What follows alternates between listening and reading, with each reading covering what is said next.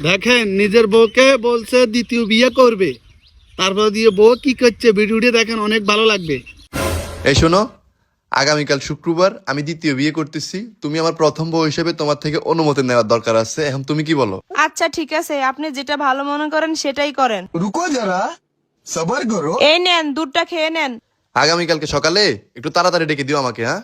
আচ্ছা ঠিক আছে।